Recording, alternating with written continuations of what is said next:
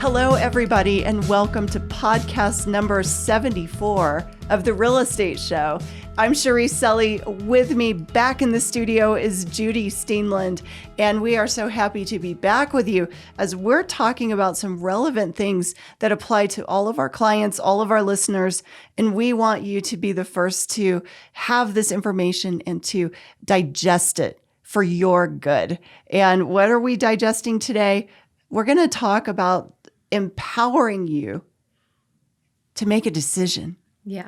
And because no decision is also a decision. Right. And in real estate, I think people are going through the biggest process, usually one of them, of their life. Yeah. The biggest investment that they'll ever make. Yes.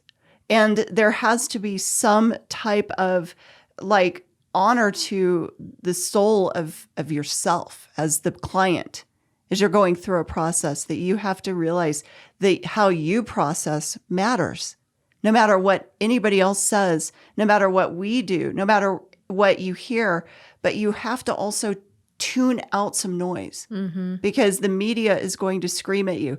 Everything is coming at you. Fear can try to arrest your soul. Yeah. And I think that one of the biggest jobs in our business is to help quiet some noise sometimes, to kind of hold the line for the client. Yeah. So that you can hear. Buyers and sellers, you guys have two ears to hear. Yeah, because I think there are so many theories out there, like this could happen in 2 years, this could happen in 6 months, but having the real data and knowing your budget, what you can afford, what you're willing to commit to is going to make that decision that you ultimately make on your home either make or break you. Absolutely. And Judy, there's so much for us to speak into with everything you just said. And I think let's start at a baseline. Let's go through April's numbers so people know where are we starting about taking ownership of this decision. Where are the numbers? Are home prices drastically falling? Not at all. No. They're remaining stable. Right. So the average price of the home in April in El Paso County, $532,254. Down slightly from the month before, but that's the average price. So maybe some extreme home sale affected that. The median price pretty much flatlined between March and April, about the same. Our median price, $459. As far as total active listings, they're a little bit more in April, but we're still really low inventory. We're at 1,590 total listings, month supply of inventory, a month and a half. New listings, 1,495, up just slightly from March.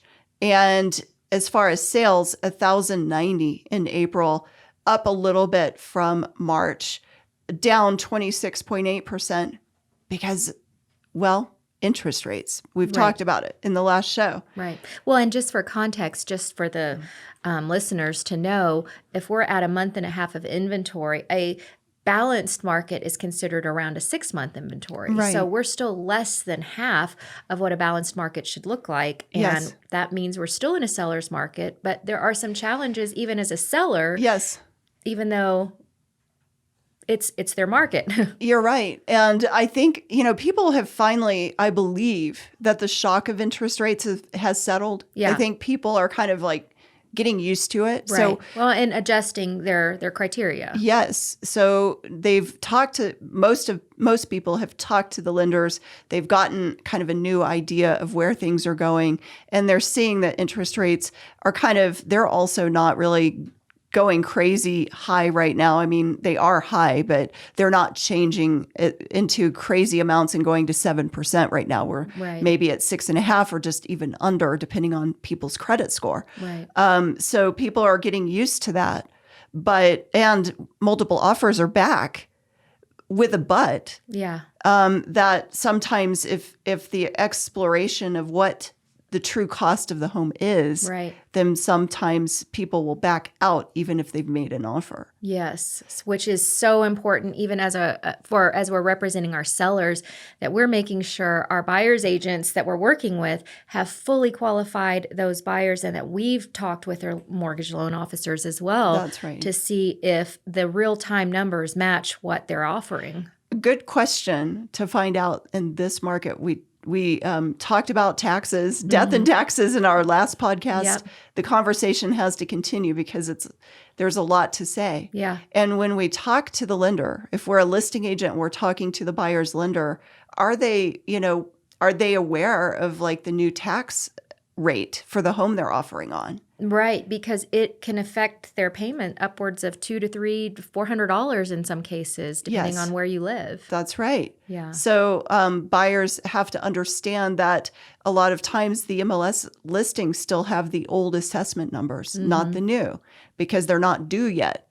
And a lot of people, including our client base, I think a lot of people are going to be contesting the taxes to see if they can get them lowered. Right. But still, being prepared is key. Empowering people to make their decision. Yeah. You can't be empowered if you're shooting in the dark, Right. with no idea of what the numbers really look like. That's right. And there's so many things to take into consideration right now. And especially as, if you're just entering the market as a new home buyer, I mean, you've got to understand all of the cost involved with home ownership. It's not just a monthly mortgage payment. You've got to have reserves. You've got to have money from, the air conditioner breaks or the roof leaks or any of those things that happen for tax increases, because that can happen as well. And so I think that there is a lot of anxiety around, am I going to be able to afford this home? Well, you have control over that. You do. Can qualify on paper for a $700,000 home. Do you need to buy a $700,000 home? Probably not, with a lot of the things that were, The variables. the variables. Yeah. What are other variables? Can you think of some? I'm just putting you on the spot. Well, another one we're seeing here in Colorado is insurance, homeowners insurance. Those Yes. rates have hiked significantly as well. They have. So just the age of your roof, the age of the home you're buying, it significantly changes your payments. And so homeowners insurance increasing. I know not just my taxes, but my homeowners insurance also increased this year. So while you're locked into an interest rate, your taxes and insurance can change your payment year after year. In fact, it was just on a statement that the lender gave at the closing we had Monday.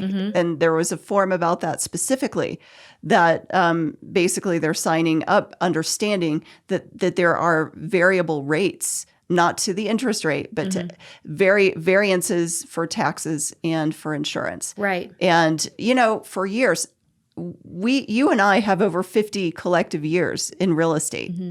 But for El Paso County, this is the highest tax increase that any of us have seen across the board.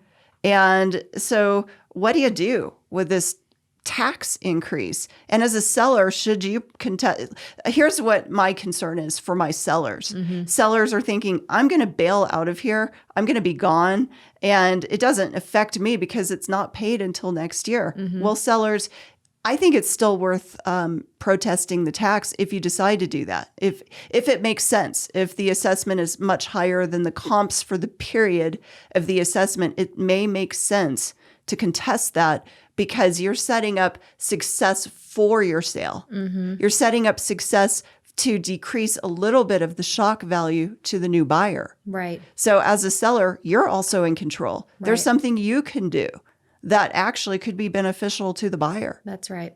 Well, and another thing to take into consideration, if people are moving here from other states, that they are considered a homestead state, which means that there is a homestead exemption that they file, and as part of their property taxes, it lowers and at a high level, it lowers your property tax rate just a smidge. But it also, the beauty of it is there's a cap on how much your taxes can be raised over the period of time you own the home. We don't have that here. Right. So again, we go back to understanding your finances and what is your capacity and threshold for an increase if that happens. That's so good, Judes. So you came from Texas. That's right. We were a homestead state. So there was kind of a sense of, okay, we absolutely know where this parameter will be. Right. And right now, I feel like we are in the Wild West. Yes. And everyone it's all guns blazing at these tax hikes. And so anyway, people, we so appreciate our dear clients and everyone who is listening to this. And we want you to be prepared. So that's, when we're talking about taking ownership of things, I really believe this applies. I believe it applies on buying with your eyes wide open, buying fully informed. Don't just go, as you said, Jutes, to the highest price and then have no reserves and not understand that your taxes can vary. It's not a good decision to make a decision on buying if you're not ready. Yeah. And for sellers, help the buyers, because if you help a buyer, you're helping yourself. If you get your roof checked and potentially replaced if it's a 15-year-old roof, because buyer's insurances most likely won't cover something like that if the roof is only a 20 or 30-year-old roof. And if there's hail damage or something on a 15-year-old roof, get it done before you list. There's lots of things that can be done preemptively to increase your chance of success. And that's where the expertise of real estate comes in. They're literally, I think, taking ownership of decisions. Sometimes it's a tiny decision, believe it or not. There might be the smallest thing blocking you from a really good decision and being ready to enter into this market. There may be a tiny thing blocking. For some people, it's staging. For some people, it's like setting the house up and saying, what do I do? Well, staying in that place of feeling stuck is not productive. That's where we have a team. We can help. Staging is great. It's important. And, those are little ways to unblock, little ways to release, little ways to get yourself set up for success.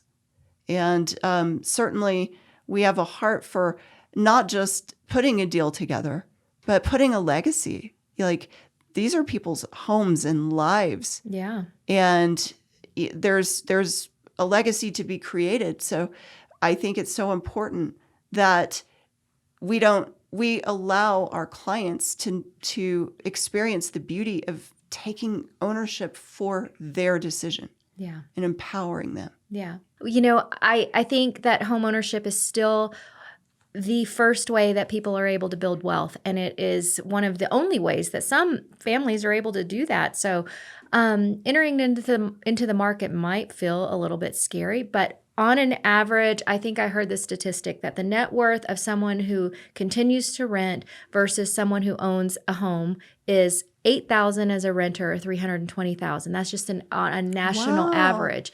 And so that's a great stat. If you can continue to be disciplined, know your goal, and continue towards homeownership, it's totally worth it. It is. You don't have to be in a hurry. Yeah. Just have to be prepared with your eyes open. That's right. So thank you so much, Jutes. It's always fun to be with you in this studio. And please let us know if you have any questions, concerns. We appreciate everybody that that the people, our listeners, that really are tuning in and asking relevant questions. Yeah, and just as a reminder, if you need comps and you want to fight those taxes, call us. We can help. Absolutely. We'll catch you next time.